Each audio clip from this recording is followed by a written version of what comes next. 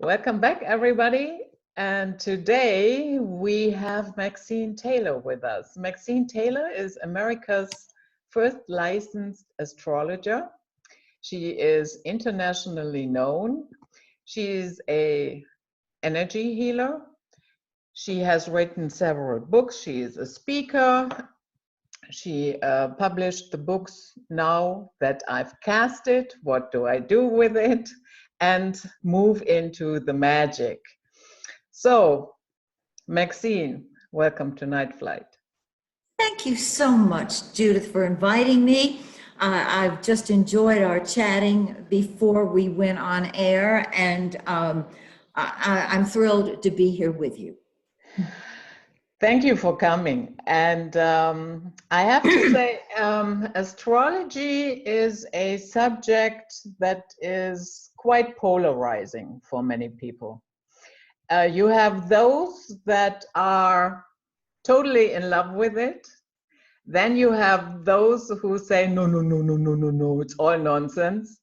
And of course, you also have a group that say that is from the devil, and if you go along with that one, you will end up in hell.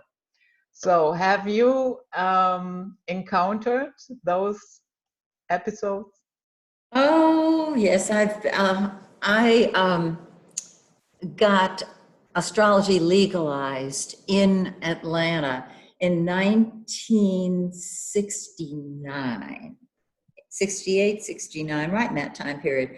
And in Atlanta, where I got it legalized, Atlanta's in the deep South, in the middle of the Bible Belt. So yes, Judith, I did run into lots of those people. And I used to argue with them. And I realized, if we create arguing, how does that help our planet? Everyone is entitled to their belief systems. I don't have to agree with them. The people who want what I have to offer will find me, and everybody else is free to do what they choose, as long as they're not violent and destructive.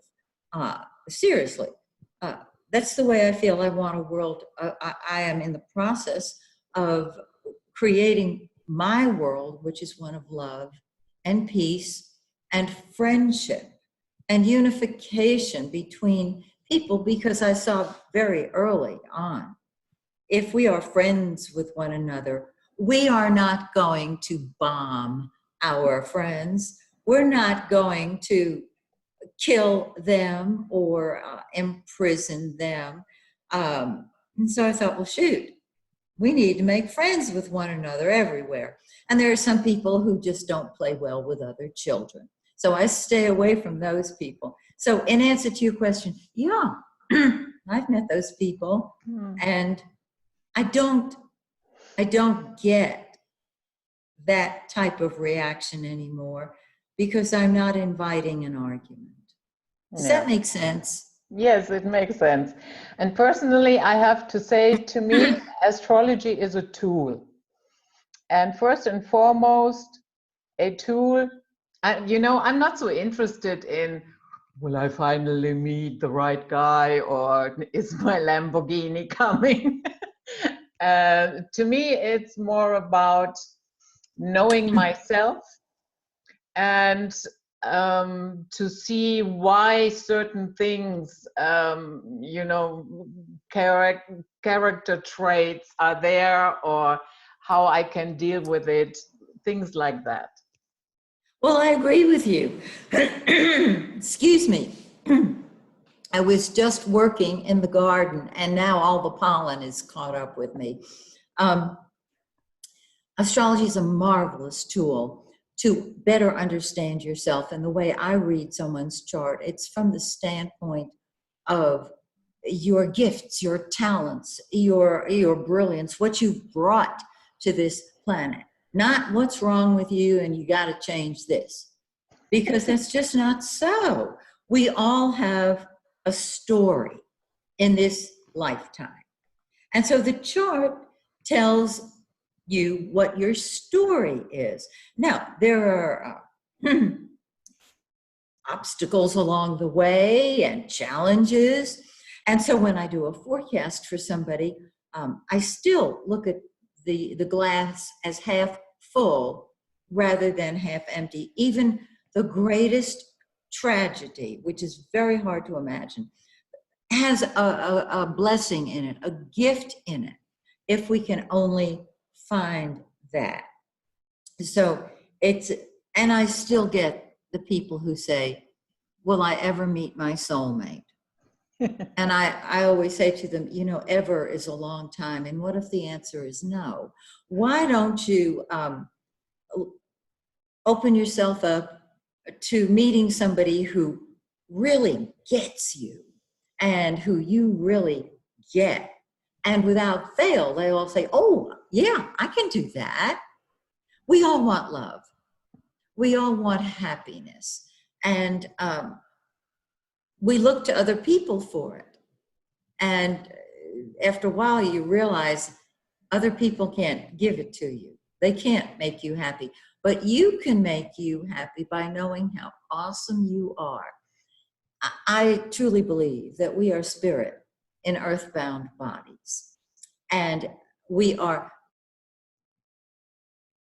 magnificently beautiful, healthy, wealthy spirit in an earthbound body who said, let's incarnate and in different groups of people, and let's have an interesting story.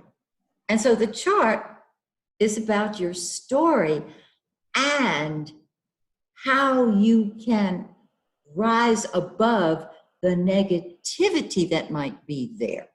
Because I don't focus on negativity. In my book, Move Into the Magic, which I'm pointing to now, I talk about how to release our childhood programming, which begins with the bad message that we all got when we were little kids and have bought as a result that we're not good enough. And everything we do is designed to get good enough. And that's not possible because we're looking for it in the world.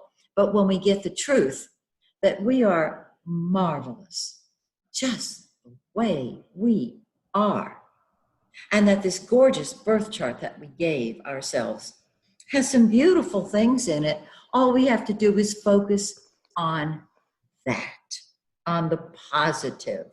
Astrology is a wonderful tool for seeing your talents in a career, your financial talents. Some people have many challenges in love, naturally. And what I have seen is that when you finally get to the truth, that it's not out there, it's in here, and that what is in here is absolutely of spirit, of God. It is truth, it is beauty, and that is who you are. Oh, everything changes. And that's when we usually hit a speed bump. And we have a challenge. Welcome to planet Earth, because we're three-dimensional.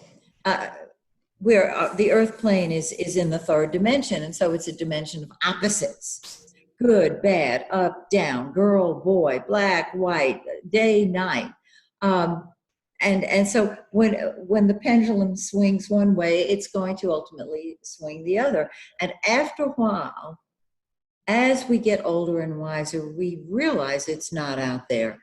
And the peace that we bring, the joy that we bring, the love that we bring attracts to us the likeness in people. The law of attraction is absolutely alive and well. Boy, you asked me a simple question, and I just ran off at the mouth. Excuse me, Judith. No, I absolutely liked it, what you said, especially about the childhood programming. And I think Hollywood is doing their fair share as well with giving us a very distorted idea about romantic love. Yes. And, we have to hit the wall, and then it'll balance out. And our world, let me just mention this I do a forecast for the United States because I have our chart. But the world is going through an incredibly difficult time right now. And interestingly enough, it will continue through the end of 2020, not because the United States is having a presidential election, but the election is tied into that, because as one country goes, so goes the rest of the world. We're one. We are one body. And so it's going to get really crazy the second half of 2020 until the new, at least in the United States, a new president takes over, number one. Number two, in the world, until whatever a particular country or a particular group of people or a particular person needs to get, and then we'll be able to move forward. Now, I haven't done 2021 yet. 2020 is enough, that's plenty. But I wanted to throw that out there because it might not come up, and I wanted to give people a heads up. So number one, they're not surprised. And number two, they'll know when to, how to rock and how to roll, because it is going to be confusing, and discerning truth will probably be even more difficult than it is currently because of everything going on at that time. It's everything's coming to a boiling point. And what do you make of all the eclipses that we were having? Well, we have another one next week. I just happen to have when I give a forecast to a client, I include the eclipses because they're so huge and they're so important. I love eclipses. I call them a cosmic kick in the butt, a cosmic 2x4, because, and now I got to mention this, Judith. I don't think the planets make us do anything. They are part of this divine plan. And in the Bible, it says that God put the stars in the heavens for signs. I'm honored to be able to read the signs. That's what they are. They don't make it happen. They foretell where a person is going to be at. And that gives you more command over your life because you recognize that you are the creator of your life. You are in charge of your life. You can't blame it on Saturn or Uranus. So same thing with an eclipse. An eclipse doesn't make you do anything, but it's easier to say an eclipse triggers something. So I put that in air quotes. All right, is that a putty tat? That's my favorite cat. And I love cats, and I put mine out because she would be driving me nuts. So we have eclipses a couple of times a year. Every 19.5 years, we have the same eclipse patterns, which means you can track your life from the time you were born till the time that you're almost 20, because those eclipses are going to be repeating every 19 and a half years. And then the other planets, of course, come into the picture. So I love eclipses. They're a huge part of my forecast. In fact, I do specials, and I'm offering, pardon me, this is a cheap plug. I'm offering a summer eclipse special. It's on my website, MaxineTaylor.com, where it's a 6-month forecast, which includes the eclipses, the transits, all the full moons, because that's when things pop and come to a head, which they will next Tuesday when we have the next eclipse, because it's a lunar eclipse, a full moon. And so everybody can have their own forecast so that they'll know when they get behind the wheel of their cosmic car, where to steer, how to steer, or whether to just leave it in the garage for a while. Like when Mercury is retrograde, we're in the middle of a retrograde Mercury right now, and we know not to start new projects under a retrograde Mercury because anything begun during that time either fizzles out completely or has to be redone within the year.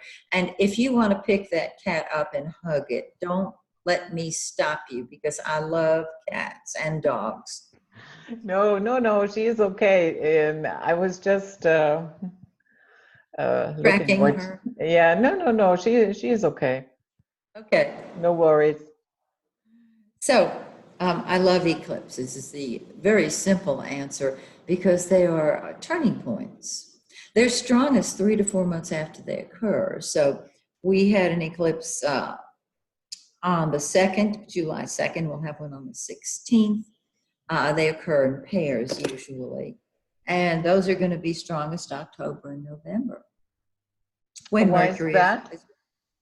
Pardon? Why is that? Why are they the strongest in October and November? Because they are. Because they are.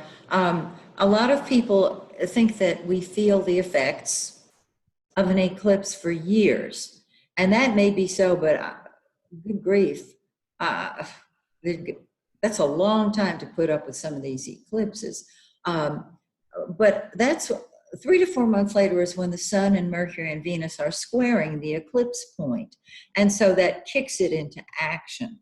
And that was what I was taught back in the early 1960s when I was learning astrology and studying. That's when I began studying astrology in 1966.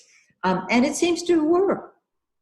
Empirical evidence says, I don't know, but it works. So it does work. And this is why I think it's imperative. If you've got plans, you want to know that it's the right time. You don't want to get married on a retrograde Mercury. You don't want to open a business on a retrograde Mercury. You don't want to start a new business the day before, the day of, or the day after an eclipse. There's way too much energy released. And so right now, this is July of 2019. We're getting ready to have the second eclipse of July, and Mercury is retrograde till the end of July, first day of August. But we have what's called the shadow of the retrograde. And I have a YouTube video on my YouTube channel that explains Mercury retrograde, the prequel and the sequel, talking about the shadow. And so after Mercury goes direct, let's say August 1st, 2 weeks later, it's still operative, so to speak. And so on August 15th, we will be out of the shadow of the retrograde Mercury. And I had somebody on my YouTube channel ask me, is it okay to start a new job next week? And I said, no, no, it's not. Don't do it. And she said, oh, but I'm starting a new job. And I thought, have you watched my video? Did you even watch it? That is a gorgeous cat. A Russian blue. Yes. I found her on the street. Can you believe that? Did you? Well, yes, of course. Of course. All of my dearest cats found me. Look at that. Oh, she's just gorgeous. Do you think she'll look at the camera? Oh my God. Oh my gosh. Hello, darling. Hello. Well, you've made my day. So come. Okay. So I've ended my last dissertation.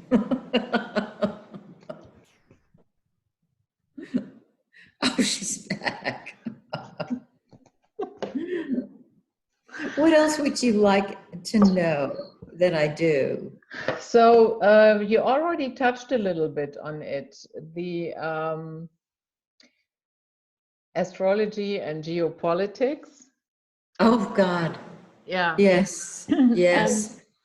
And I would say that there is a reason why, let's say, the hidden controllers like to tell us that no, astrology, that is all nonsense, forget about it. But they themselves, of course, they are using that tool, and they do not start a business, a corporation, or whatever on a Mercury retrograde, and or do covert or overt operations. They align their actions with what's going on, wouldn't you say? You know, I didn't know that. I don't follow them because there are so many, many of them.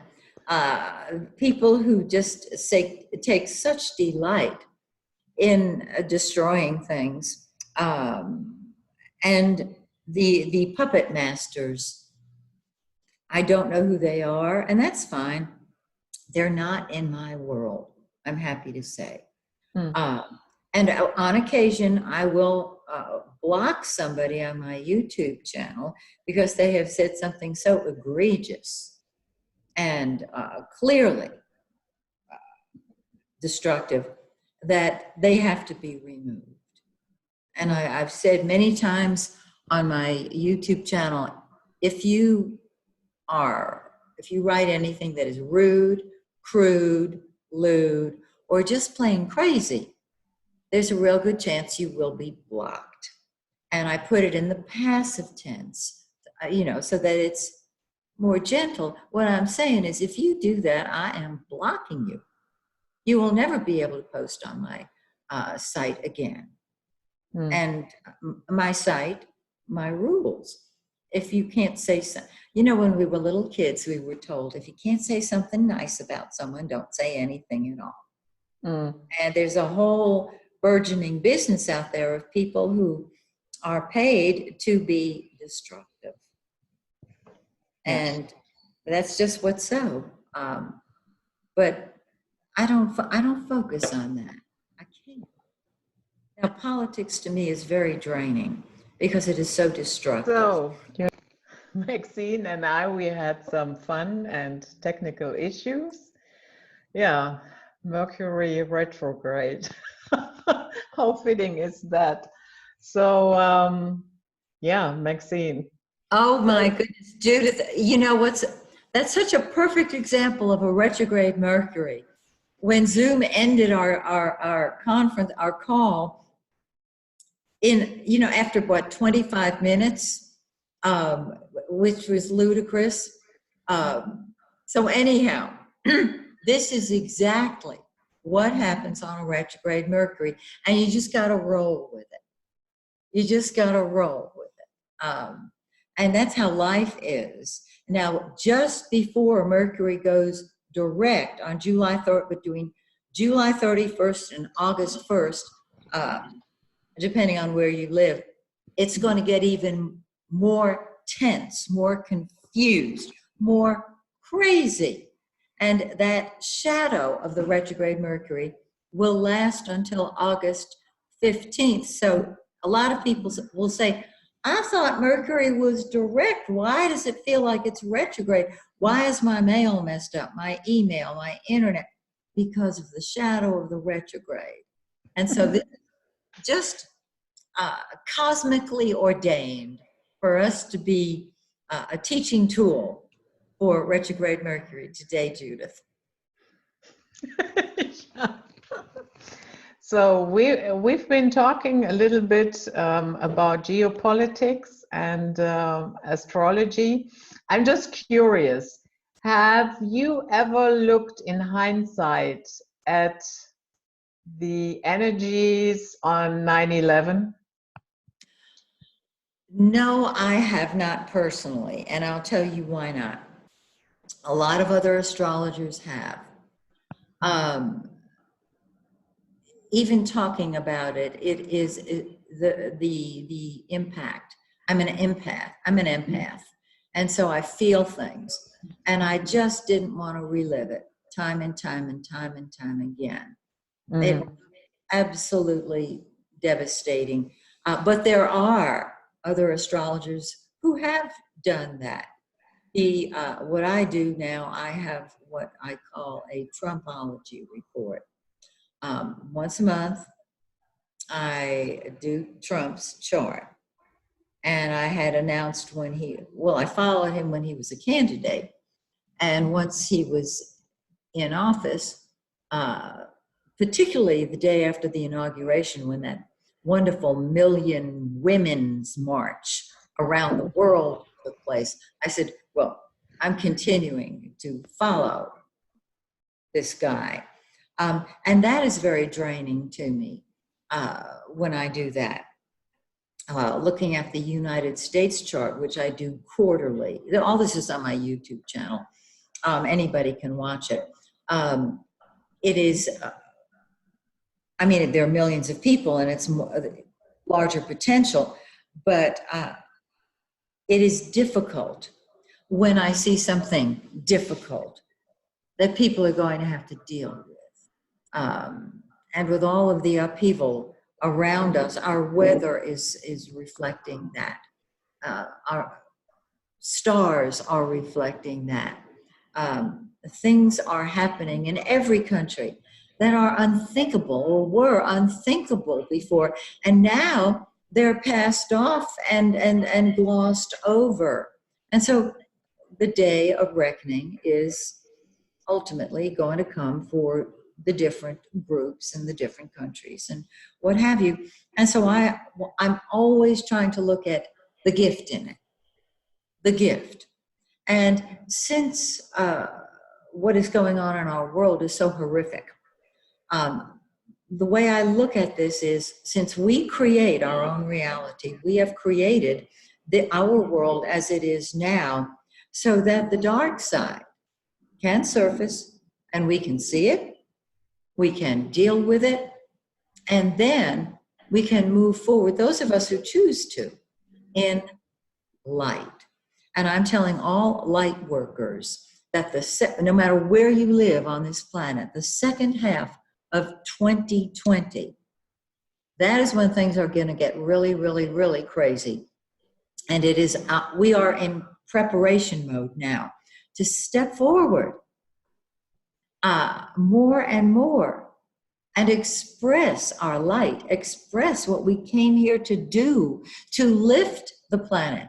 More and more people are seeing that they are part of that group that wants to lift the planet.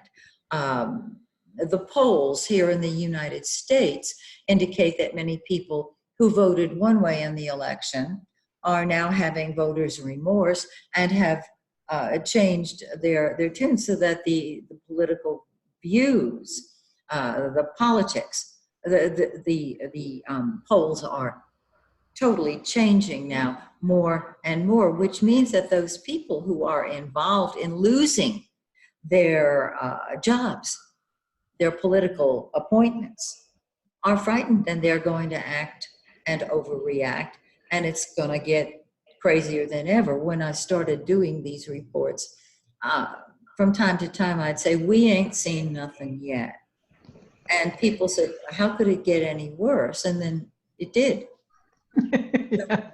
It is time for light workers and star seeds and people who are walk-ins to step forward, express their light, express their love. And my sincere hope is that this will happen with the 2020 election in the United States and around the world, in everyone else's world, in everyone else's country, so that those people who really do want a world of peace, a world of love, can help create it, can step forward and do what they came here to do. We didn't come here to have a job.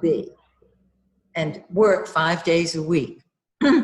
We came here to express our love, perhaps in that job, but to do something that will have a loving, positive impact on our country, no matter where we are. And so, when you say it will get really crazy, yeah. on the second part of 2020, on all levels, or do you see something particular standing out? Well, it depends on the country. The only chart I have, and even that is questionable, is the chart for the United States.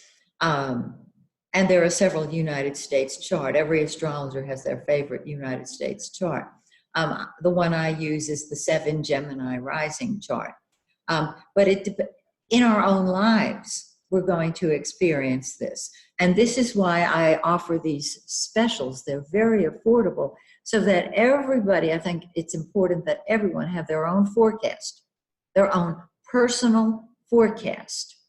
And I'm going to start doing it more now, 6-month forecasts, because if you do a year, you cannot even imagine how it's going to manifest, rather than a year ahead, 6 months ahead. But if you know, for example, let's say there's going to be lots of confusion in the area of your career. Well, the corporation that you work for, the company you work for, may undergo a change. They may have a very difficult time financially themselves, which could result perhaps in loss of jobs, or they can be revamping, redoing. The second half of 2020, Mercury, Venus, and Mars are all taking turns going retrograde. The last half of the year. This is very unique. When Mercury goes retrograde, communication, correspondence, transportation get kerflooey. Venus, same way, except it also deals with money and love. When Mars goes retrograde, Mars is action and energy. Everything's on pause. It's like things flatline, nothing's happening. And very often we have a retrograde Mercury where everything is confused at the same time as we have a Mars retrograde. See if I have this here. Yeah, here we go. I have not given this out yet, so I'm giving this out on your show. All right.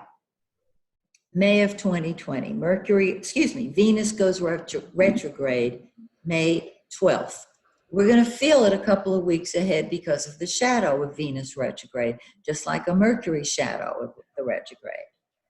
It will go direct on June 25th. Great. Okay. Mercury goes retrograde June 18th, shortly thereafter, and goes direct July 12th. After that, shadow. So we've got Venus retrograde and direct, and the shadow of Venus, and then boom, Mercury right on top of it. Shadow of the retrograde till the end of July. In September, Mars goes retrograde. September 10th, we're going to feel the shadow of that as well. It goes direct November 14th, but in the middle of that, just what I just described, Mercury goes retrograde October 14th and doesn't go direct till November 3rd. So we have Mercury, Venus taking turns. Then we have Mars interspersed with Mercury, simultaneously retrograde. The United States presidential election is November 3rd. Mercury goes direct November 3rd. You think there's going to be some question about the ballots, about the voting, about the authenticity of the ballots, about who won and who didn't. And so I did a chart on the election, and it's on my YouTube channel. So It was Thanksgiving, and I was very concerned about the election. And I was worried, and I thought, why are you worried? You're an astrologer. Do the diurnal chart on it. I do diurnal charts to predict elections. And I predicted Obama's 2 elections and et cetera. So I know the diurnals work. And so it's up on my YouTube channel for anybody to watch. So that's what I'm talking about. Confusion, then hurry up and wait. Then collusion, then hidden, because with Mercury retrograde, you're going backwards and you're rethinking and redoing and replanning. So while I live in the United States, you live in Germany. It's going to affect Germany as well. UK, France, doesn't matter.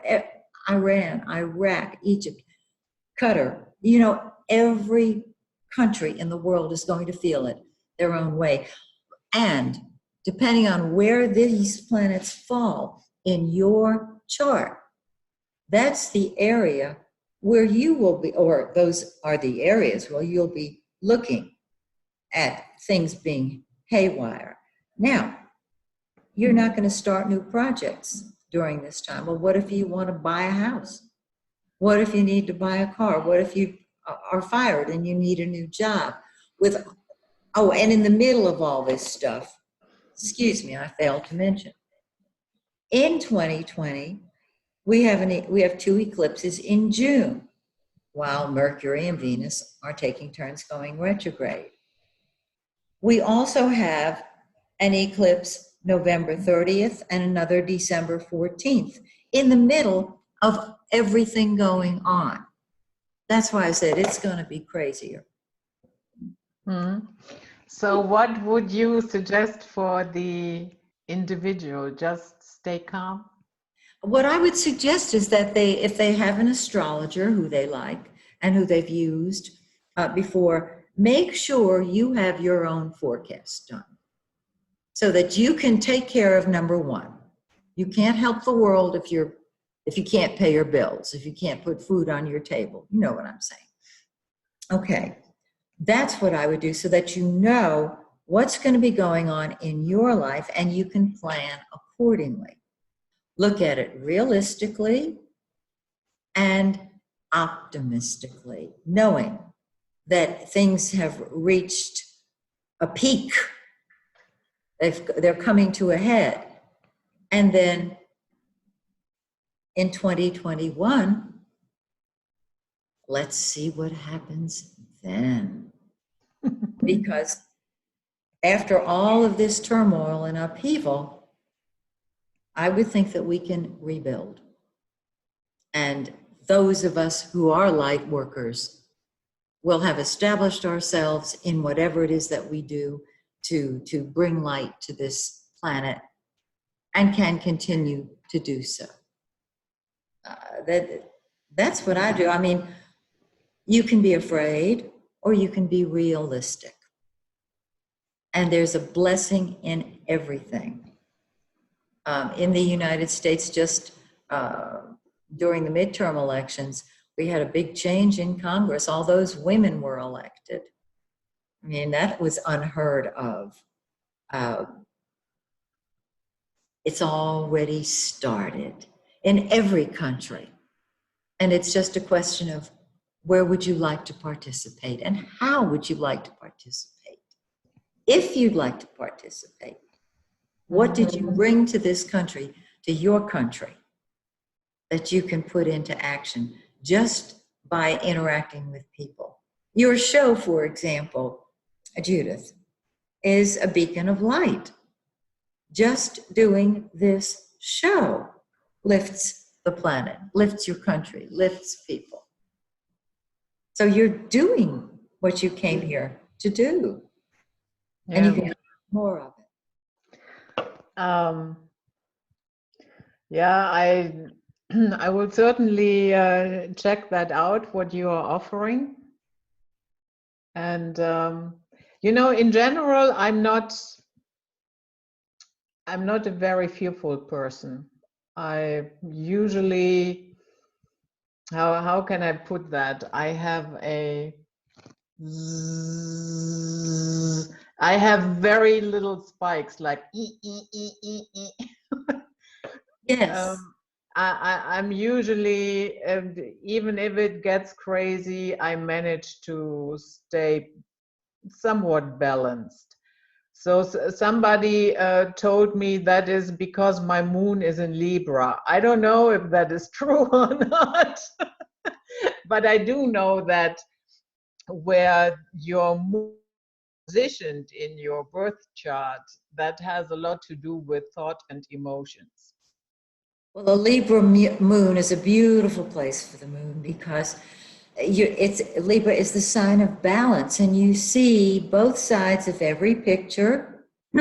Libra likes to make harmony, and if you come from harmony, which is what you're saying you do, everywhere you go, you bring balance. Libra is a wonderful intermediary, whether sun or moon or ascendant.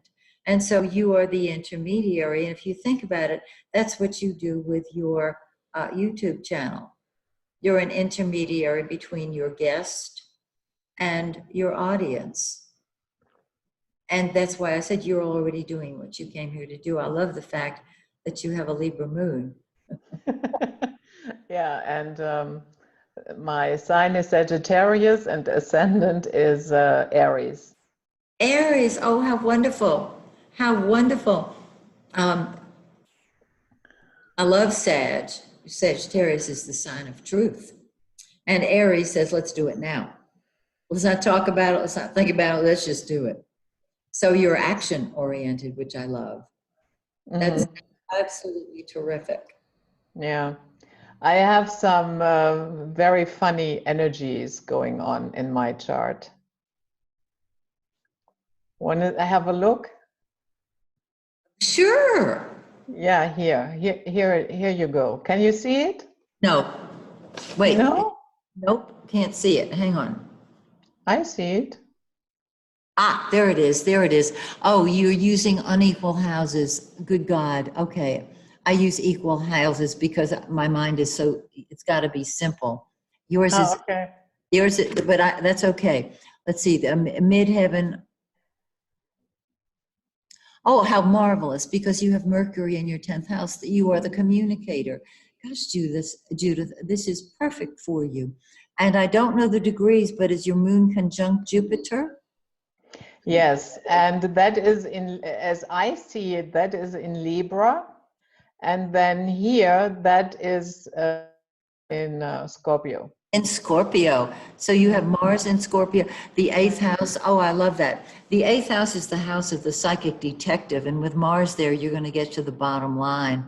But that is Saturn here in the 8th house. Yes. Oh, excuse me. I'm looking at the 7th house. Excuse me. And so Mars is in Libra also, correct? No, that is in here. You see this line? Yeah, that's Scorpio. Excuse me. So it's in Scorpio. Yeah, that's Scorpio. I'm used to equal houses. Okay, cool. Yeah, okay. And Jupiter and Moon is in Libra. In the 7th. And then Neptune, and that is North Node, yeah? North Node. Well, you know what's so gorgeous? Anything in that 7th house is about helping other people.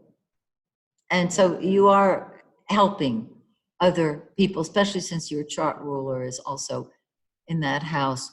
I do love the sun in the 9th because that's, since you have the natural zodiac, that's where it belongs.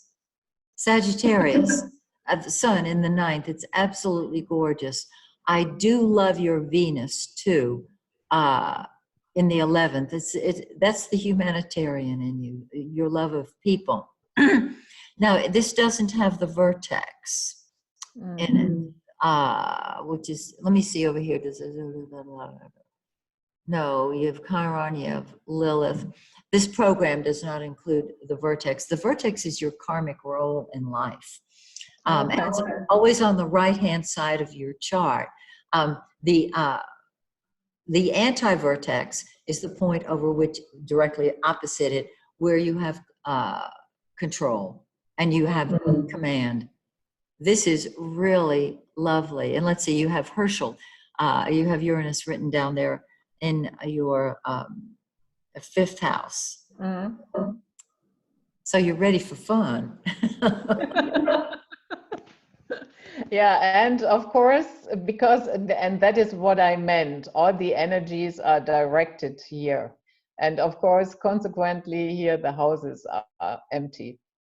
Well, but you know, the empty arm of your T-cross is the first house. And so you are going to give yourself equal time. And that's the balance that I was looking for. And you have that. It's been a long time since I've seen one of these unequal houses charts. I've gotten spoiled using equal houses. But you have a beautiful chart. And I love the Venus and the Chiron in the 11th of friends and groups, especially in Aquarius. I mean, it's a double whammy. Love it. Love it. And you really don't need stuff in the 12th. You've got that gorgeous 7th. I love that moon. You know, Jupiter, the great benefic, conjunct the moon is just wonderful. And when I do my programming interpretations, the moon is mommy's message about where to look for your emotional security. And conjunct Jupiter, you optimistically look to other people to help them. When you're giving to other people, you love it. And I love the fact that the empty arm of that T-cross is the first house, or the second as well, which I'm happy to see, because you want, I mean, good grief, you need the second house active. So it's a first, second. So even though it's empty, it's not empty of energy. No. And I think that is a misconception that some people have, that if you have empty houses, then there's nothing going on, but that is not true. Oh my word. Well, you know, first of all, if a transit goes through that empty house, it activates that house. It lights it up. The sun is going to fill in those empty houses once a year. And the sun is the giver of life. So it might be empty natally, but the transit fills it in. Also, what I found, although the sun is always in the same area in the progress chart as it is in the natal, the progress chart tells you where you're at now. It's a terrific tool for seeing your spiritual growth. And so those empty houses can be filled in with the heavy planets as they, as the chart, the cusps move forward and the planets move backwards into an empty house. I love your Uranus in the 5th. Wow. Love it. Love it. Yeah, and as you said, so many people are afraid here of Saturn. Oh, please. But I don't see it like that. I don't either. Saturn to me is not fear or restriction unless you're not using it. Saturn is responsibility, and my definition is respond to your ability as a leader. Saturn is the leader. And there it is, right behind the 9th cusp. It's in the 8th house for all intents and purposes. And I have seen people with Saturn in the 8th, even at the cusp of the 9th, they overcome fear in this lifetime, because whatever's in your 8th is going to be transformed in this lifetime. I mean, the 8th house is the house of transformation, transmutation, out with the old, in with the new. And that's awesome. And of course, gorgeous Sagittarius sun. Lee, have you traveled much? Of course I have. Cool. I have, I was a professional traveler. Oh, that's right. You were a flight attendant. Silly me. I totally forgot. Vol de nuit. Yes. Yeah, when I talked to Sonia Barrett, I said there were a couple of things that I didn't want to do. I didn't want to work from 9 to 5, and I wanted to see a huge chunk of this place. So I ended up in aviation. I love that. I love that. I had totally forgotten that you told me you were a flight attendant. Boy, did you ever travel. What is it they say? You walked across the world um, in your career because, you know, as a flight attendant, you're always on your feet. Yeah. And yeah, definitely. I have seen some places that I would probably not have seen. Is there any place that you've seen where you thought to yourself, I could move here and live here happily? Yes and no. I have to say, I spent so much time in Kenya, and yeah, hence my funny last name. My husband is Kenyan. So every time I landed in Kenya, I thought, I'm home. That was the feeling that I got. But when I think of going there, living there,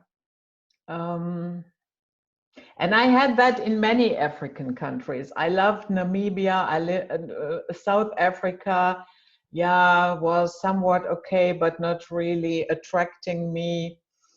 Botswana, Senegal was, but there were some countries, yeah. But going to Africa and living there, I don't know, it's too politically too crazy. Yeah, yeah. Unstable, yeah. Well, you've had a wonderful adventure Yes. for many, many years. Yeah. And I loved Asia. I loved Thailand. I loved Sri Lanka. I love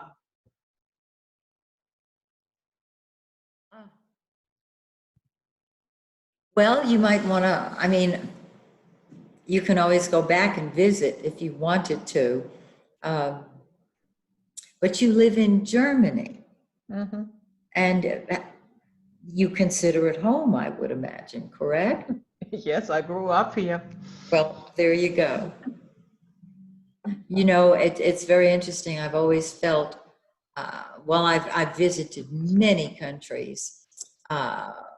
When I was young and had the time to travel the way I wanted to, I always felt that the United States was home. And I use the chart that has Gemini rising.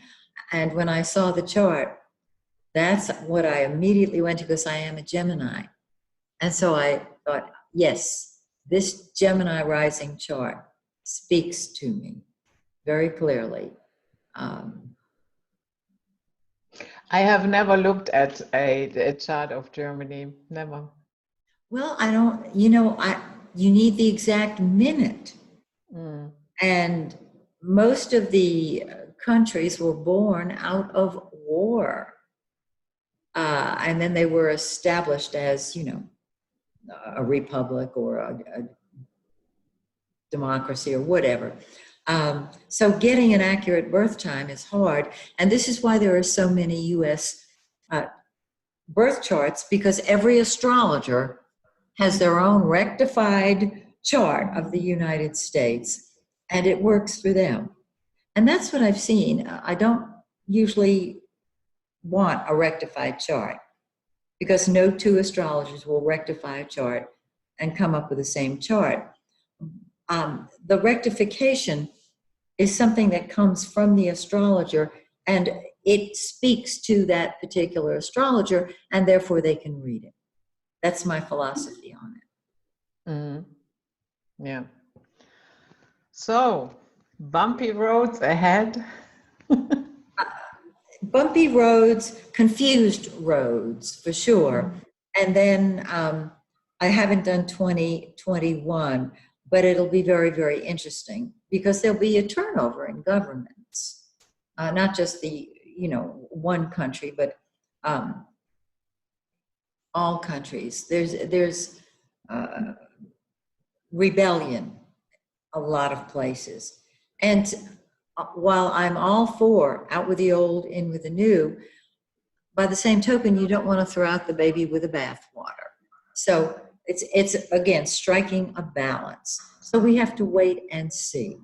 And that's why I shared my 2020 tidbits with you. I haven't even done it on my YouTube channel because you asked me, well, what does that mean? What do you mean by craziness? Well, here you go, honey. Let me tell you what I mean. So I have really enjoyed our two video sessions today. Yeah, it was really funny. And Maxine, I'm so happy that you came on. And we have to do that again sometime. And I would love to. I would love to. And I will, what we could do is when we're at the brink of an eclipse or something like that, we can, because you have a knowledge of astrology. I didn't know that you did. Yeah, that teeny tiny bit. That's enough. We can work on that now. If I send you a chart, it's going to be equal houses. So okay. Just know that. But I would love to come back and visit with you again. We have such a marvelous connection. So thank you. And now I will end the video. Do you have something you'd like to end with? Yes, I hope everybody you enjoyed this, and we will see how I patch this together in the video maker. And take good care of yourselves, and we see you next time. Bye bye, and bye bye, Maxine. Mwah. Bye.